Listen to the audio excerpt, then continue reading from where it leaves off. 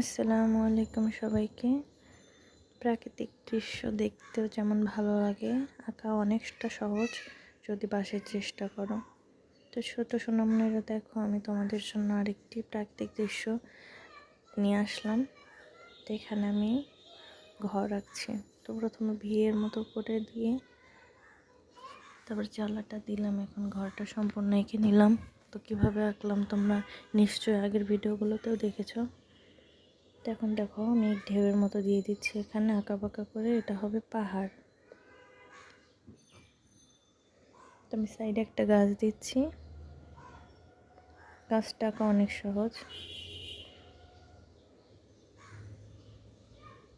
এখন গাছের পাতাগুলো দিয়ে দেব এরকম গোল।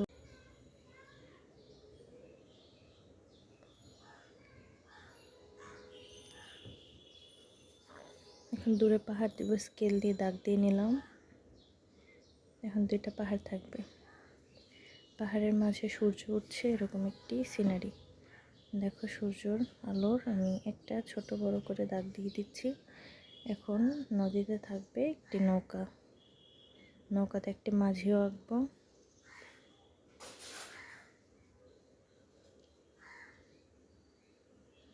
ঢেউ দিয়ে দিচ্ছি পানির।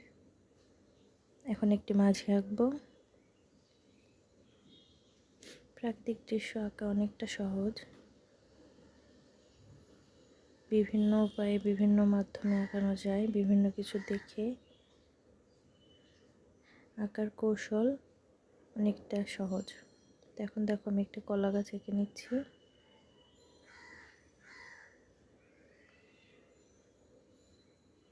এখানে ছোট ছোট কিছু ঘাস দিয়ে দিচ্ছি।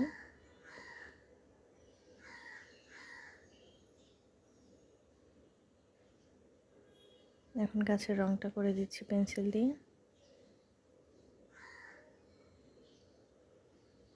তোমরা প্রথমে পেন্সিল ডাট করা শুরু করবা। তোমরা চাইলে এটা রং পেন্সিল দিয়ে কালার করে নিতে পারো, দেখতে অনেকটা সুন্দর লাগবে। তো আমি এভাবে সবগুলো করে নিচ্ছি। তো তোমাদের কাছে ভিডিওটি ভালো লাগলে অবশ্যই লাইক কমেন্ট শেয়ার করবা। ভালো থাকবা। আল্লাহ হাফেজ সবাইকে।